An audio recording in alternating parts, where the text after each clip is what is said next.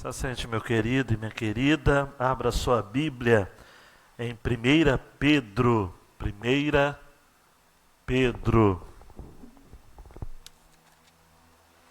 capítulo 2, versos 11 a 25. 1 Pedro 2, 11 a 25.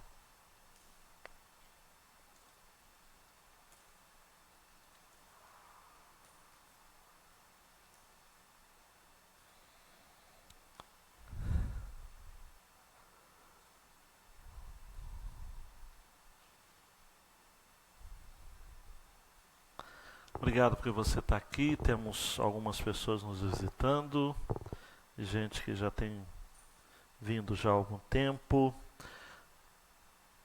1 Pedro, amados, é a carta do encorajamento em meio a severas oposições e perseguições também que a Igreja do Senhor Jesus iria passar muito em breve.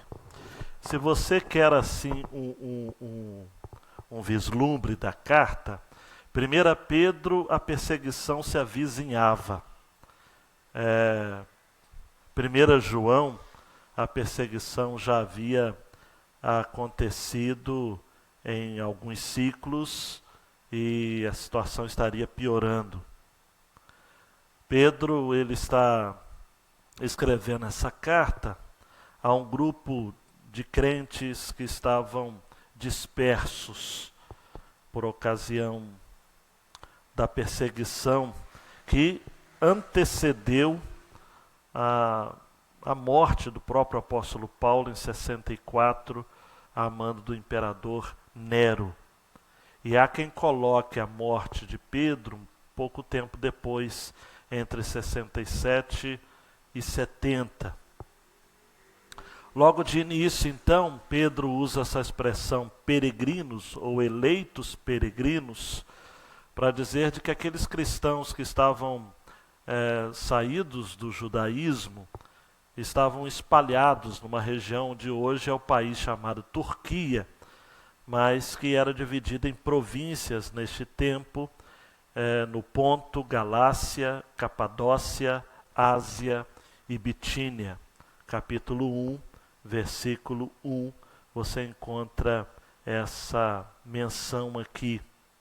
Muito importante a gente precisar também, amados, que esta carta ela tem um objetivo de chamar a igreja a um comprometimento maior com os valores da causa de Jesus.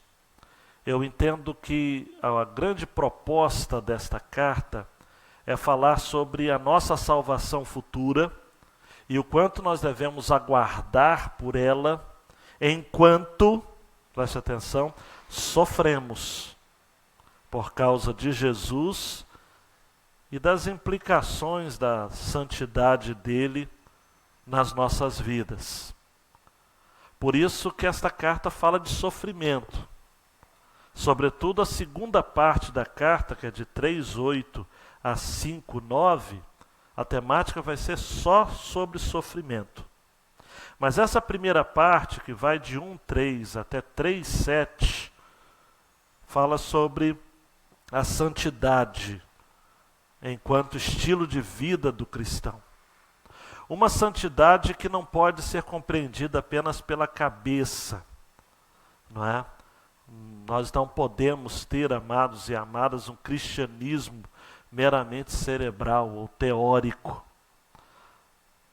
Santidade tem a ver com procedimento.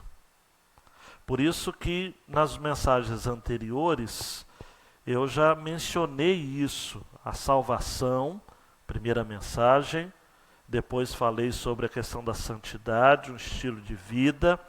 Domingo passado, na quinta passada, eu pintei aqueles quadros com vocês. Sei que vocês estão relembrados, versículos de 1 a 10.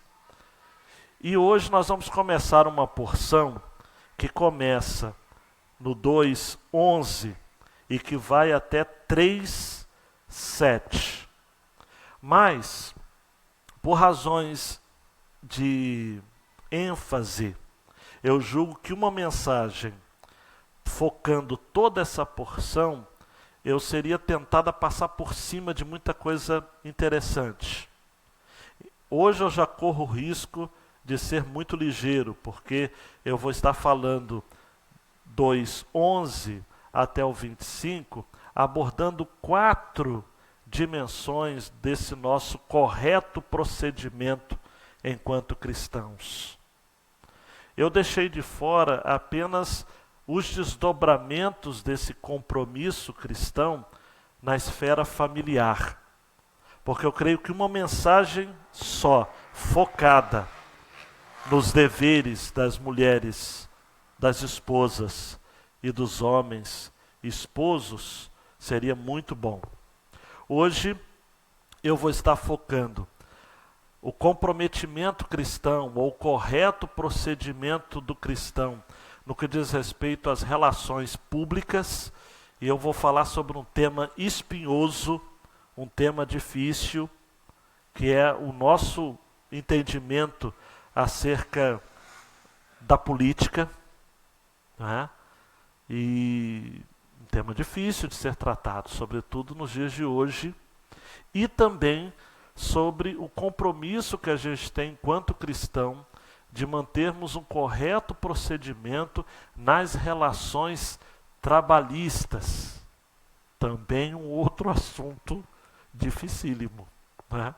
Eu não sei por que eu resolvi aceitar o desafio de falar nessas duas ênfases, mas eu tenho para mim que, com a graça de Deus, com a paciência espiritual dos irmãos, com o desejo de aprendermos juntos na palavra de Deus, nós vamos sair daqui certos daquilo que Deus tem para a gente.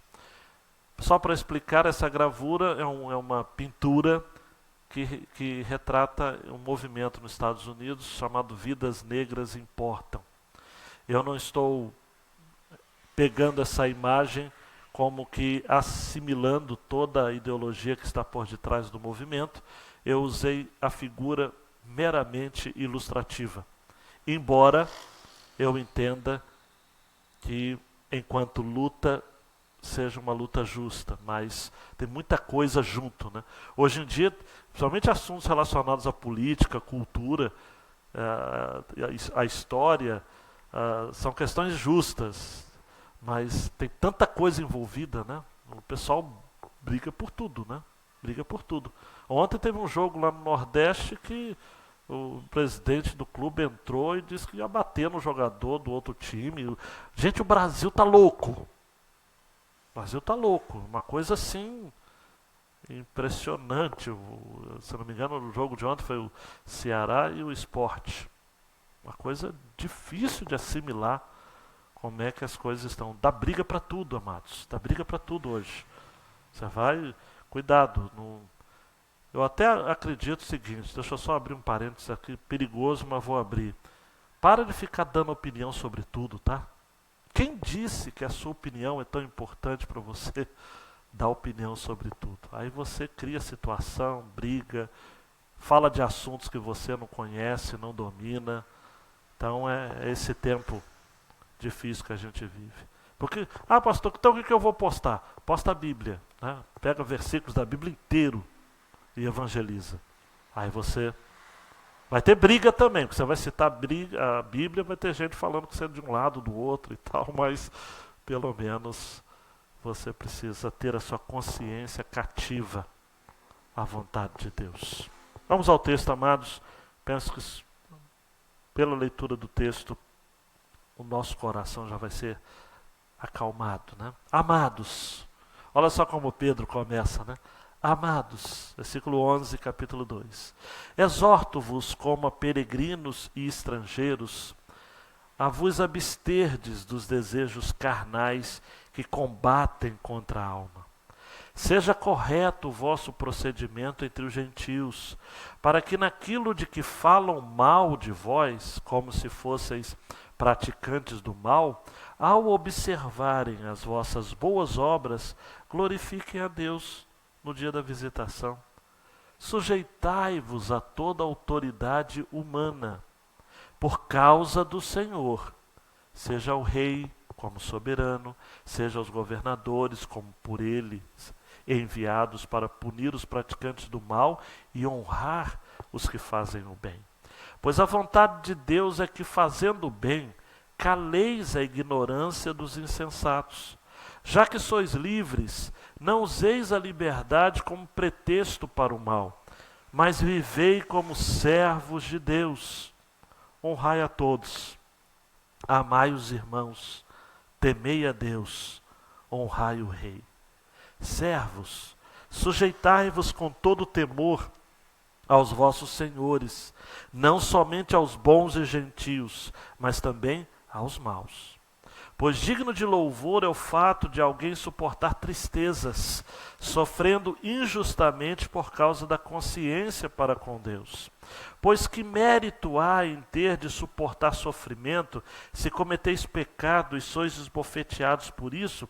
Mas se suportais sofrimento, quando fazeis o bem, isso é digno de louvor diante de Deus. Para isso fostes chamados, pois Cristo também sofreu por vós, deixando-vos exemplo para que sigais os seus passos. Ele não cometeu pecado, nem engano algum foi achado na sua boca. Ao ser insultado, não retribuiu o insulto. Quando sofria, não ameaçava, mas entregava-se àquele que julga com justiça. Ele mesmo levou nossos pecados em seu corpo sobre o madeiro, para que, mortos para os pecados, pudéssemos viver para a justiça. Pelas suas pisaduras fostes sarados, porque vivíeis como ovelhas desgarradas, mas agora retornastes ao pastor e bispo da vossa alma. Peça ao Senhor, Deus, fala comigo nesta noite. Por favor, Deus, fala ao teu povo. Fala mesmo. Tira as distrações, Senhor. E fala, Espírito Santo, fica à vontade entre nós. No nome de Jesus. Amém. João Marcos, dá um clique aí, por favor, meu filho. O cristão obediente ao apelo de Deus por um correto procedimento, e essa é a expressão que eu vou estar repetindo ao longo da estrutura da mensagem, terá sua vida reavaliada em suas relações cotidianas. O crente, amados, que é obediente a esse apelo, a essa exortação de Pedro, da palavra de Deus, versículo 11, exorto-vos como a peregrinos e estrangeiros, a absterdes dos desejos carnais que combatem contra a alma, seja correto o vosso procedimento. Esse apelo ao procedimento correto, versículos 11 e 12. Versículos 13 a 17 é o procedimento correto no que diz respeito às relações públicas, a nossa relação com a política. Política que eu falo é política de governo. Não estou falando de política enquanto candidaturas, enquanto partidos, não. É enquanto qual a nossa postura como cristão diante do governo. E eu vou estar falando com muito cuidado nesse ponto, porque Pedro não vivia sob uma democracia, tá ok, gente? Pedro vivia sobre um regime totalitário, não é? Um imperador, um louco chamado Nero, que eu nem vou falar muito dele, mas você já viu filme sobre ele, o cara, enfim, o cara era louco, é só isso. Mas há alguns princípios acerca do modo como devemos lidar com quem possui autoridade, né? Quem constitui para nós a autoridade instituída. Vou estar falando também, o texto se divide em 18 a 20 nas relações de trabalho, mas deixa eu parar aqui também. O contexto de Pedro aqui é escravatura. Servos são escravos, tá? E senhores são senhores de escravos. Ah, pastor, mas a Bíblia é a favor da escravatura? Não, não. A questão é de que a Bíblia reflete uma época. E nessa época aqui, Uma porcentagem exagerada. Há quem diga que entre 40% e 50% do Império Romano era formado de escravos. Tá? Então aqui está falando, mas tem alguns princípios que servem. Por quê? Eu estava hoje estudando, eu pensei o seguinte: se os conselhos que estão aqui na Bíblia servem para aqueles que eram escravos, imagine para nós que temos direitos trabalhistas. Era para ser muito mais fácil a nossa obediência. Mas é? É? E eu vou terminar falando sobre Cristo como modelo desse procedimento correto. Se o Senhor permitir que a gente chegue até esse último ponto, porque esse último ponto vai ser o primeiro ponto da mensagem seguinte, quando eu vou falar sobre as relações entre esposa e esposo, né? É interessante, amado, só para um outro detalhe, Paulo, ele sempre parte do lar para a sociedade. Pedro parte da sociedade para o lar, né? E ambos chegam no mesmo lugar, né? No mesmo entendimento. Muito bem, João Marcos, um apelo ao correto procedimento. Pedro começa a carta chamando de amados. Esse vocativo, amados, era muito comum. Paulo usa 17 vezes. Nas cartas gerais nós encontramos 19 vezes e só em 1 Pedro 2 vezes. Me parece, amados, que amados era um termo, sobretudo, que os pregadores se utilizavam para falar às suas igrejas, né? Amados, amados, né? Como nós nos tratamos como irmãos. Pedro faz uma exortação aqui como peregrinos e estrangeiros. Pedro se utiliza da mesma expressão do versículo 1 do capítulo 1. São peregrinos. Nós cristãos somos peregrinos. No original, para quem gosta de palavrinhas no grego, é paroikos. Oikos, casa. Para, em direção a. Então nós somos pessoas, homens e mulheres, que vivemos em direção à nossa casa em definitivo. Nós somos residentes estrangeiros deste mundo. Eu não sei se você sabe, mas você não é daqui. Não é? Se você gosta muito daqui, você fala, não, pastor, mas eu gosto muito dessa terra. Essa terra não é sua. Nós somos peregrinos. Nós somos peregrinos. E Pedro usa uma outra palavrinha aqui que é estrangeiros. Essa outra palavra significa imigrantes, como que alguém que vem de um outro país para morar um tempo em outra terra, não é? São imigrantes. A família de Elimeleque, no livro de Ruth, migra para Moabe, mas eles eram de Belém. Nós somos dos céus, nós somos de Deus, nós nascemos em Sião. Estamos morando temporariamente aqui, nós estamos dando um tempo aqui na terra. Não é? Eu já estou há 46 anos, você está na sua idade aqui. É muito interessante que quando se fala em estrangeiro e forasteiro, se fala de pessoas sem direitos de cidadania, não é? São pessoas marginalizadas, não é? Por exemplo, a gente não tem ideia, né, acerca dos refugiados no Brasil, não é? Nós temos venezuelanos no Brasil, nós temos uma comunidade de bolivianos, sobretudo em São Paulo, sobretudo mulheres que trabalham com costureiras, não é? Uma comunidade grande, pobre, extremamente carente. Nós temos os haitianos, nós temos os sírios, nós temos os angolanos. Deus tem me colocado em cada uma, né? O meu mestrado, por exemplo, eu fiz lá em Arujá, uma cidadezinha encostada com Guarulhos, em São Paulo. Era um seminário presbiteriano, dirigido por coreanos, mas tinha angolanos morando lá, estudantes angolanos. Então eu tinha aula eu já tive aula com um coreano que falava em inglês e um angolano traduzindo para o português, né? Então eu fiz um mestrado quase que num dom de línguas para tentar. Mas por que eu falo isso? Porque o Brasil é assim, São Paulo é assim. Eu falo isso, tem gente que não acredita. Tem mais libanês no Brasil do que no Líbano. Sabia disso? Tem um bairro lá em São Paulo só de japoneses, é o bairro da Liberdade. Então o Brasil é um país de estrangeiros, de imigrantes, de forasteiros. Essa é a imagem que Pedro evoca aqui. Alguns destes estão no Brasil há muito tempo e têm direitos e tudo mais. Mas Pedro está falando aqui de cristãos que eram, por exemplo, duplamente marginalizados.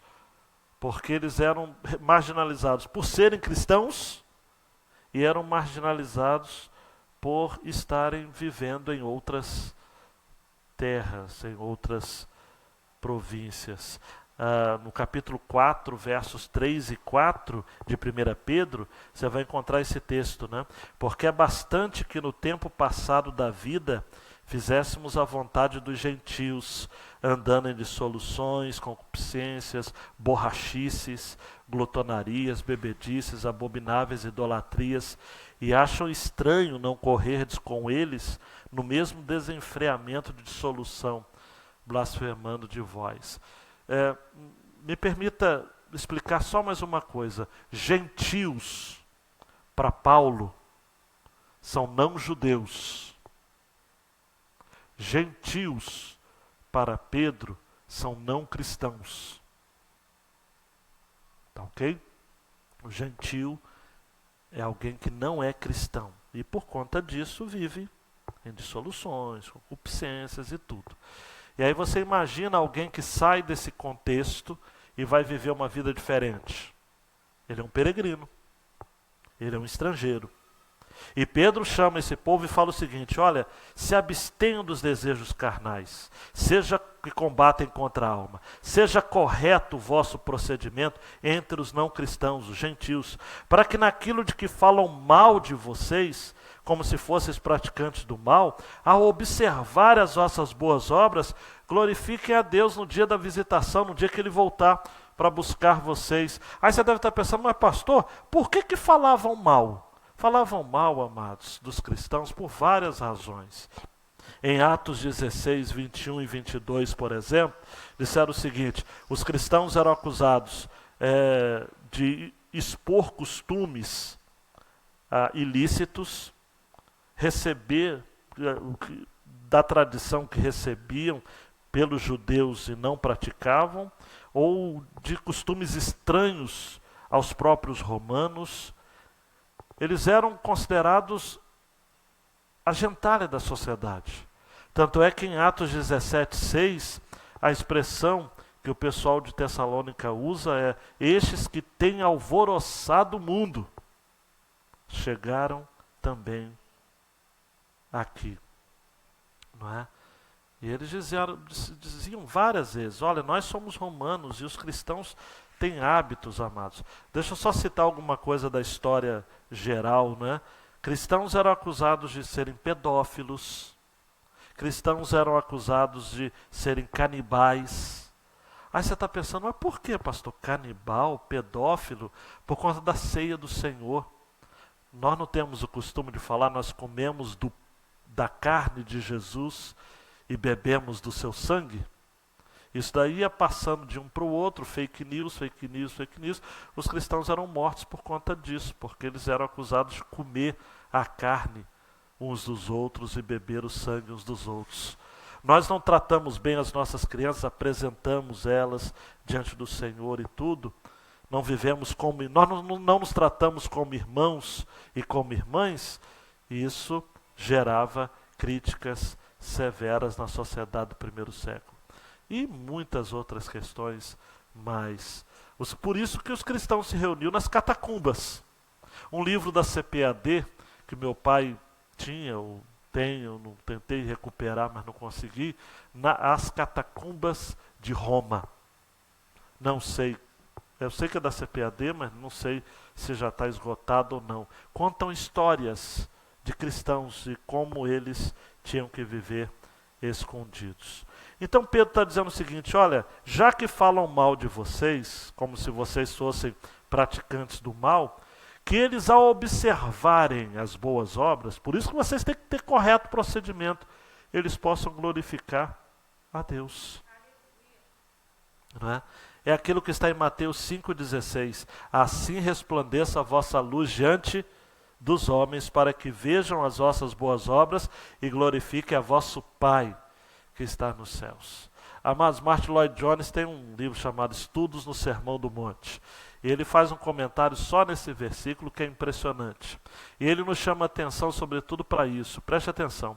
O texto diz, a nossa luz precisa resplandecer. Mas ao mesmo tempo, as pessoas que veem as nossas boas obras não podem glorificar a gente. Tem que glorificar o Pai que está nos céus. Dá um nó na cabeça, né? Então, ao mesmo tempo que aquilo que eu e você fazemos tem que fazer diferença, nós não podemos roubar a glória de Deus. Nós não podemos tomar a glória de Deus.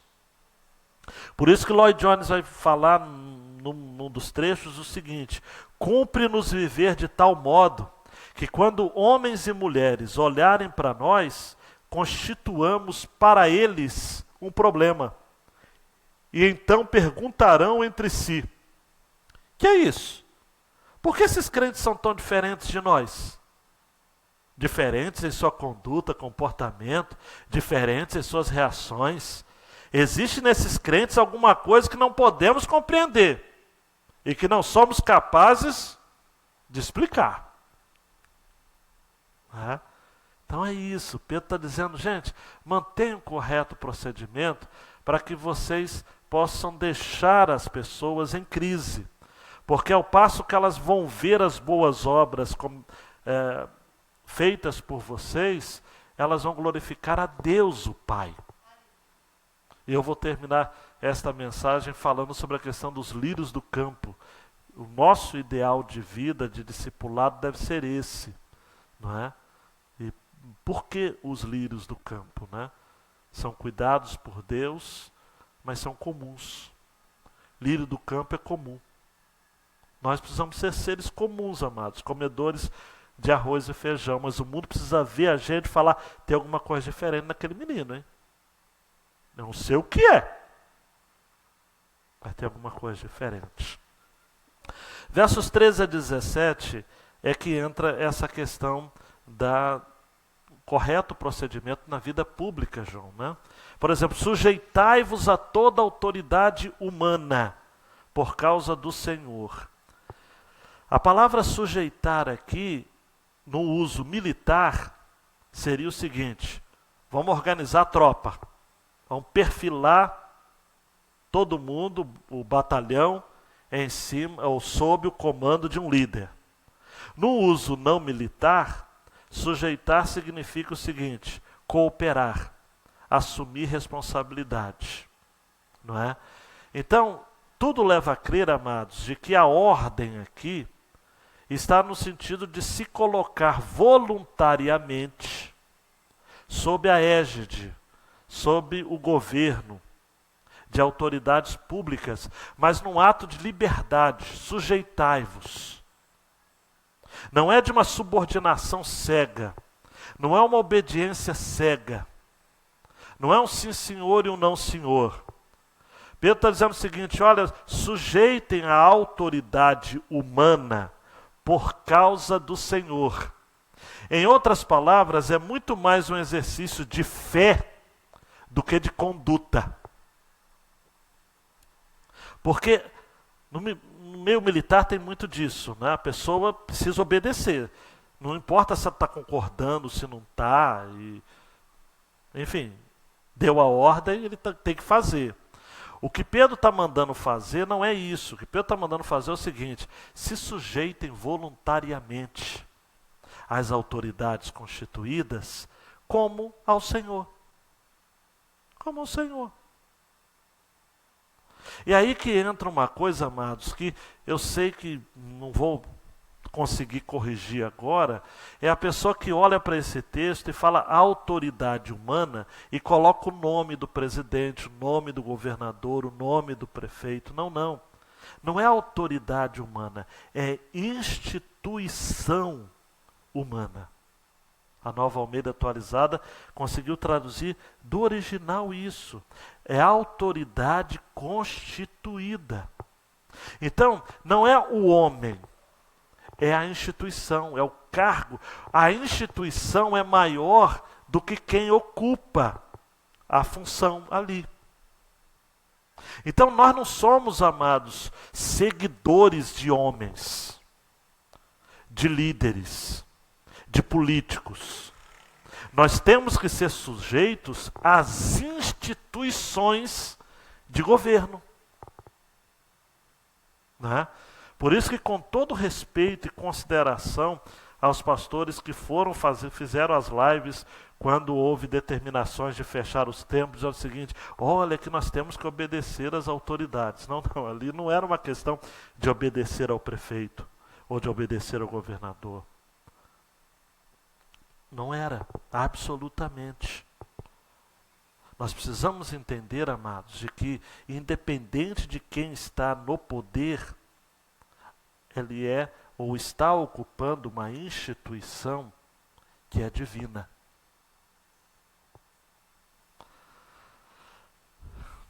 Você está conseguindo compreender isso? Quais são as instituições divinas? Família, governo. Citando somente essas duas, já dá para a gente entender o seguinte: são instituições. Não importa se seu pai é bom ou é mau, é família. Você deve honrar ele. Não importa se o governo é bom ou mau. Nós, graças a Deus, vivemos num regime democrático. Se você não concorda com determinada postura, é só você votar em quem a sua consciência determinar. Agora, o que não pode haver, amados, é ninguém pleiteando para si a posição de ser o representante de Deus na terra. Até pode, o anticristo faz isso. Hitler fez isso.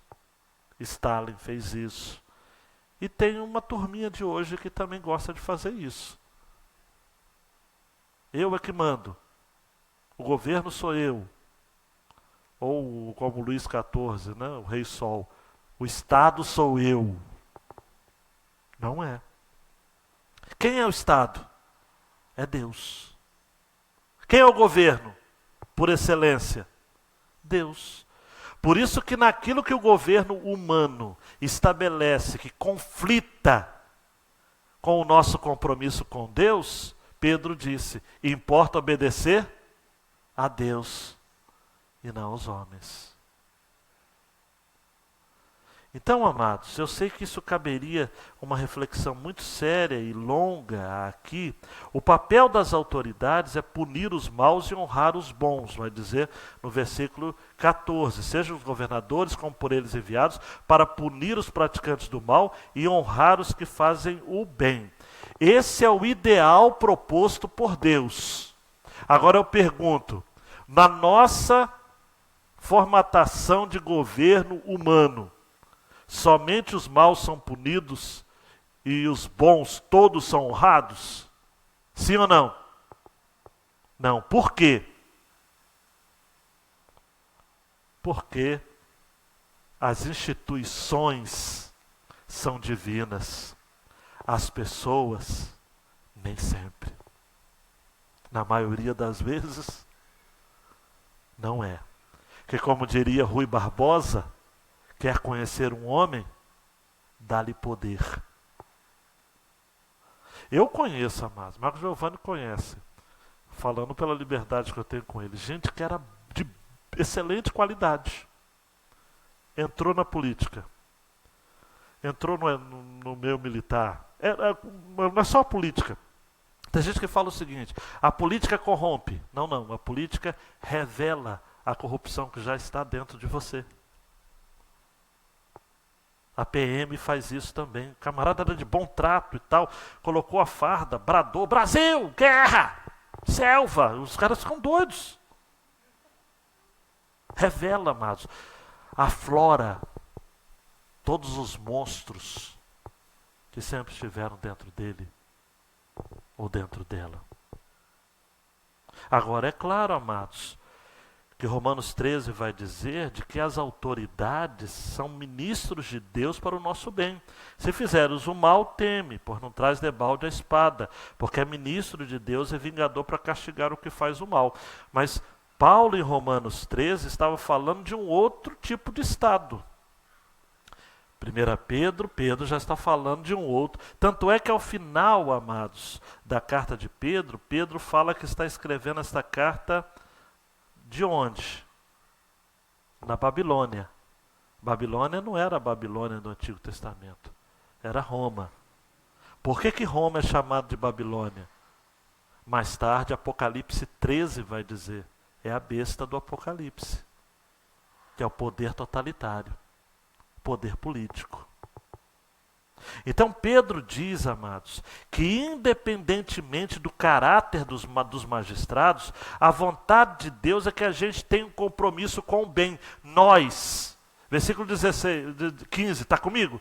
Pois a vontade de Deus é que fazendo o bem, caleis a ignorância dos insensatos. Já que sois livres, não useis a liberdade como pretexto para o mal, mas vivei como servos de Deus. O que Pedro está dizendo? O seguinte: olha, gente, já que vocês são livres, tanto para fazer o bem quanto para fazer o mal, façam bem. Sejam servos de Deus. O Eugene Peterson traduziu assim na mensagem: deixem o Salvador orgulhoso de vocês, sendo bons cidadãos.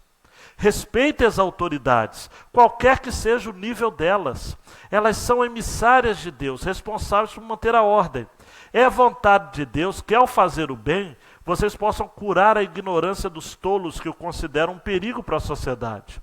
Usem da sua liberdade para servir a Deus, não para quebrar as regras. Tratem todos com dignidade. Amem sua família espiritual. Temam a Deus.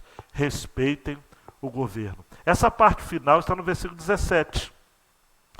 Que eu quero propor aqui para vocês rapidamente, que isso daqui é uma hierarquia. Honrai a todos, amai os irmãos, temei a Deus e, por último, honrai o rei. Mas tem gente que hoje, amados, faz o contrário. Primeiro honra o rei, depois teme a Deus, depois ama os irmãos e depois honra a todos. Aqui a ordem, ela altera sim. Por quê? Porque, amados, primeiro honrar a todos. A todos. Nós precisamos considerar, amados, que a nossa liberdade como cristãos é para a gente respeitar a todos. Antes da gente honrar o rei, nós temos que honrar a todos. Até mesmo aqueles que pensam diferente da gente, ou sobretudo aqueles. Nós não podemos, amados, hoje eu vejo crentes participando de milícias. Se não milícias aí de modo institucional, se é que milícia é institucional, né, acaba sendo, né, uma instituição meio enviesada, mas milícias tecnológicas que acabam criando realmente um clima belicoso, quando na verdade nós somos chamados como cristãos para honrar a todos. A todos. Quer ver? Deixa eu só abrir um parênteses aqui, outro parênteses perigoso, mas eu vou abrir. Você pode ter, e eu tenho as minhas convicções a respeito do aborto. Mas o que eu vi de cristãos fazendo em relação àquela situação da menina de 10 anos, é de lastimar. É de lastimar. Apenas 2 membros da igreja tiveram coragem de me perguntar se eu ia dar a minha opinião, né? E eu falei, olha, ore pela menina. Ah, pastor, mas ela não tinha direito. Eu falei, não sei, tinha. O ponto não é esse. O ponto não é esse. Por isso que eu comecei falando, você tinha que dar sua opinião? Alguém pediu sua opinião? Eu fiquei assim, assustadíssimo, porque alguém ter acesso ao prontuário do hospital para revelar o nome da menina, os dados da menina. Falei, gente, e a gente que defende a vida. Imagina se defendesse a morte, hein? Se a gente pró-vida e fez o que fez, eu confesso, amados, eu já tinha medo, mas agora eu estou tendo medo maior do ser humano. Um pastor do Espírito Santo, da cidade da menina, meu colega de turma, nosso colega de turma, não na cidade, mas vizinho ali, Linhares, no Espírito Santo. Falei, Ezequias, e aí, o que a gente vai falar para os jovens? Falei, rapaz, o que você vai falar? Me dá um tempo, eu vou orar e tal, mas vamos orar pela menina. Ah, mas eu não sei o quê, muito difícil, agora vai abrir para todo mundo, e aqui já tem tantos casos. Aí depois a gente vai descobrindo. Você sabia que a cada 15 minutos uma criança é alvo de abuso sexual no Brasil? No Brasil? Cada 15 minutos. Conta no relógio aí. Casos como daquela menina, crianças de 10, de 11 anos, minha gente, acontecem todos os dias nas cidades. Eu estive em Junco, ouvi o pastor Ronaldo falar de meninas que são entregues aí por R$10. E aí a gente vai assumir uma postura, dizer o seguinte, não, nós temos que defender a família. Sim, o ponto. Ah, pastor, só a favor do aborto. A questão não é a favor do aborto, amados. A questão é que o conjunto todo está errado. O conjunto todo está errado. Sabe o que é você? O conjunto da ópera está todo errado. E as pessoas querem discutir só questões específicas. Não dá para discutir questão específica. O todo. Aí eu respondi depois de 2 dias esse pastor com 4, 5 áudios de meia hora, né? Porque eu peguei de Gênesis e fui para Apocalipse. Só para chegar à conclusão de que o mundo está uma desgraça, é pecado. Então, o aborto ali da menina, ou a interrupção da gravidez de uma menina de 10 anos, é a menor questão. É o menor. Honrai a todos. Quer falar de política? Começa. Honrai a todos. Segundo, amai os irmãos. Você fala que é contra o aborto, mas você trata mal seu filho, poxa. Tem que ser contra o aborto. Então seja uma melhor mãe. Seja um melhor pai. Amai os irmãos. Honrar a todos e amar os irmãos. Vamos amar mais. Eu penso que todo mundo que foi para as redes sociais falando coisas absurdas, tratasse melhor da família. O Brasil seria bem diferente. Amai os irmãos. Terceiro, temei a Deus. Não é? Se você teme a Deus, amados, você vai prestar mais atenção em como você se posiciona, em como você julga. Eu me lembrei, amados, dessa menina em João capítulo 8. Chega para Jesus uma mulher pega em flagrante adultério. Né? Estava tudo errado lá, né? Porque a mulher não adultera sozinha. Liberaram o homem, amados. Ah, não deu para pegar o homem escapou, não. Liberaram o homem. O negócio daquele pessoal era com a mulher. Joga aquela mulher nua, porque ela foi pega em flagrante adultério. Ninguém comete flagrante adultério com blusa de frio. Então jogaram a mulher exposta ali. Jesus se ajoelhou e começou a escrever no chão. Não é? O meu pai, quando pregava nesse texto, e outros pregadores mais antigos, ficavam imaginando o que Jesus estava escrevendo ali no chão, né? Há quem diga que Jesus estava escrevendo vários pecados daqueles que estavam ali perto, né? Deve ter colocado ali adultério, mentira, sonegação do imposto de renda. Foi colocando uma porção de coisas, né? Verdade ou não, só sei que quando Jesus se levanta, ele fala, quem não tiver pecado, que atire a primeira pedra. Todos saíram, a começar pelos... Você se lembra disso? A começar pelos mais velhos. Porque os mais velhos foram tocados na consciência. Amados, uma sociedade que não ouve, que não segue os mais velhos, se transforma nesse Brasil que a gente está vivendo.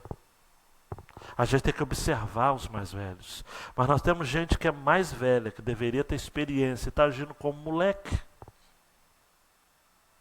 Aí não tem como, né? Aí não tem como. A mulher fica só, Jesus olha para ela e fala o seguinte: onde estão os teus acusadores? Ela falou: não ficou ninguém. Ninguém te condenou? O que Jesus disse, amados e amadas? Nem eu te condeno. Vai e não peques mais. Honrai a todos, amai os irmãos, temei a Deus, honrai o rei. Aí que vem honrar o rei. O nosso compromisso, amados, com a autoridade constituída é o último compromisso. Então, pastor, explica como que deve ser o comportamento dos cristãos a respeito da política. Eu só vou citar o Wayne Grudem, naquele livro Política Segundo a Bíblia. 5 concepções erradas acerca do cristianismo e política. Só vou citar, não vai dar tempo de explicar. Primeiro, o governo deve impor religião. Isso está errado. O governo não tem que obrigar as pessoas a serem religiosas. Isso é coisa do Islã. Cristianismo não existe. Amados, não existe nação cristã. Existe nação islâmica, mas nação cristã não existe. Sabe por quê? Porque o cristianismo é fruto de opção pessoal. Eu aceito ser cristão. Então, segundo, o governo deve excluir religião. Também está errado. O governo não pode dizer o seguinte: não, aqui ninguém vai ser crente, ou ninguém vai ser islâmico, ninguém vai ser muçulmano, ninguém vai ser budista. Todo mundo... Não. Tem que excluir religião. Terceiro, visão equivocada. Todos os governos são perversos e demoníacos. Não. Até mesmo porque os governos, amados, são instituídos por quem? Por Deus. Os governos. Os governantes é você que elege, eu que elejo. Agora, os governos são estabelecidos por Deus, para o nosso bem. Se eles cumprem ou não a questão da ordem, aí é uma outra questão. Não é? Então não existe esse entendimento é extremamente perigoso. O quarto, a igreja deve se dedicar ao evangelismo e não à política. Está errado, porque os cristãos devem influenciar a política. Devem. Na Bíblia nós temos José, na Bíblia nós temos Daniel, na Bíblia nós temos orientações específicas a respeito de homens e mulheres que foram referência também na área da política. Então, temos sim que influenciar. E outro ponto equivocado, a igreja deve se dedicar à política e não ao evangelismo. Aí é o outro extremo, que também é muito complicado. Muito bem. Outro ponto, então, acerca das relações de trabalho. Né? E eu quero me ater nessa questão, deixando o terceiro ponto, que é a questão do Cristo como modelo para a próxima mensagem. Mas as relações de trabalho diz assim, amados, servos, versículo 18, sujeitai-vos com todo temor aos vossos senhores, não somente aos bons e gentios, mas também aos maus.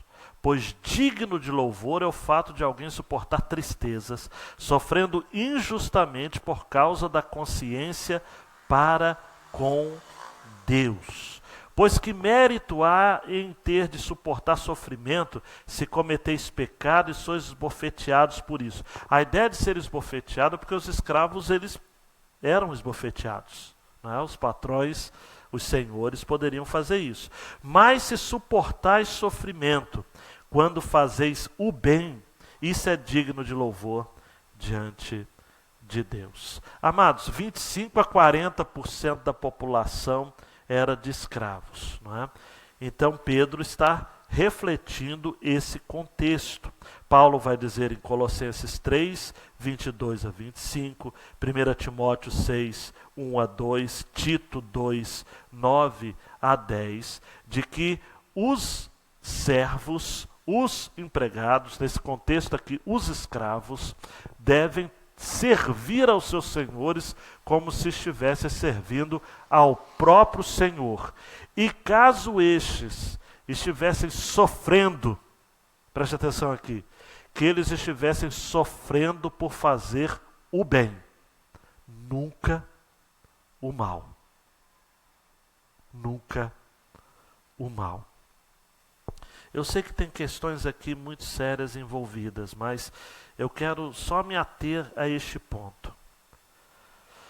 O que Pedro fala aqui, e que eu e você fazemos cara feia e viramos o rosto, é porque Pedro acreditava, e Paulo também, os apóstolos, que o nosso sofrimento marca a nossa vida como um testemunho vivo da pessoa e obra do Senhor Jesus. Porque não existiu na face da terra alguém que sofreu tão injustamente quanto Jesus. Ele é o nosso paradigma. Então, em outras palavras, ele é o nosso modelo. Se você quer o Jesus vencedor, não tem como dissociar do Jesus sofredor.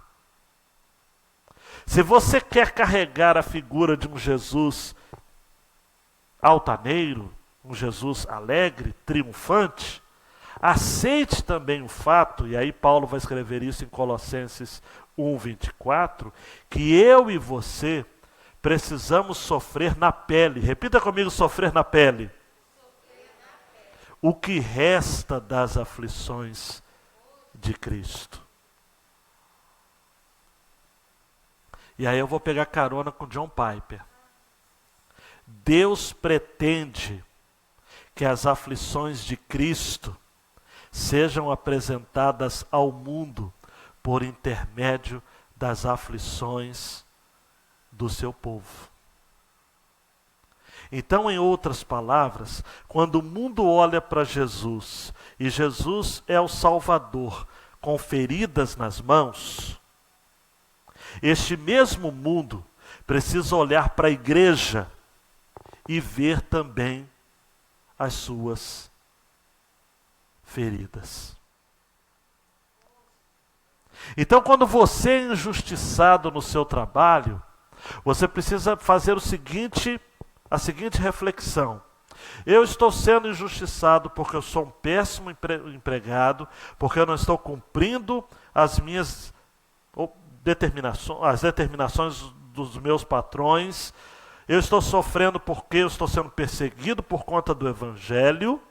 Se eu estou sofrendo por causa do Evangelho e diante daquilo que eu estou fazendo de certo, a Bíblia te chama de bem-aventurado. Pedro vai dizer, folheia aí, capítulo 4, versos 12 e 13. Amados, de novo amados, não estranheis a provação que como fogo vos sobrevém, como se vos estivesse acontecendo alguma coisa estranha, mas alegrai-vos por serdes participantes dos sofrimentos de Cristo, para que também vos alegreis e exulteis na revelação da sua glória. Então, na verdade, olha que loucura que eu vou falar para você.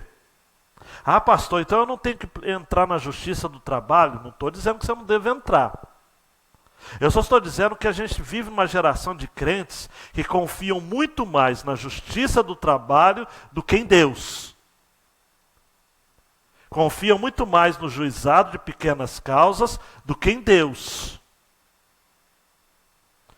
Gente, eu fui chamado recentemente para mediar uma igreja que está colocando um pastor na justiça. Aí fui conversar com o pastor falou, o quê? Vou botar também a igreja na justiça. E aí me chamaram para ser mediador, Natália. Eu falei, tá bom. Aí eu falei para o pastor, falei, rapaz, sabe o seguinte, escreve uma carta da missionária, coloca na minha mão e sai de boa. Ele falou, se a sua mediação é essa, não adianta nem aparecer aqui. E olha que eu falei para o outro lado também, não coloca na justiça. 1 Coríntios capítulo 6 já está falando sobre isso.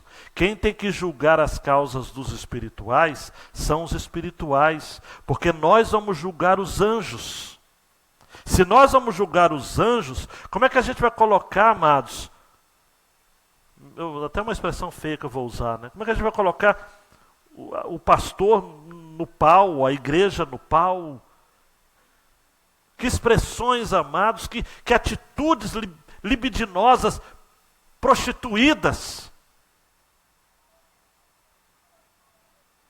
Mas é isso que a gente está vivendo. Mas o que Pedro está dizendo é o seguinte, não, olha só, se você está sofrendo, mas você está certo em Deus, cara, fica na sua. Deus vai fechar uma porta, vai abrir uma outra melhor. Ah, pastor, mas eu vou perder muito dinheiro. Olha, cara, aí você inventa coisa no processo, né? Aí você vai agir como o outro. Está passando fome? Está passando necessidade? Ou você só quer ter o seu orgulho defendido? Então, eu não entendo. A Bíblia diz, olha, vou terminar com o versículo 20. Pois que mérito há em ter de suportar sofrimento, se cometeis pecado, e sois esbofeteados por isso?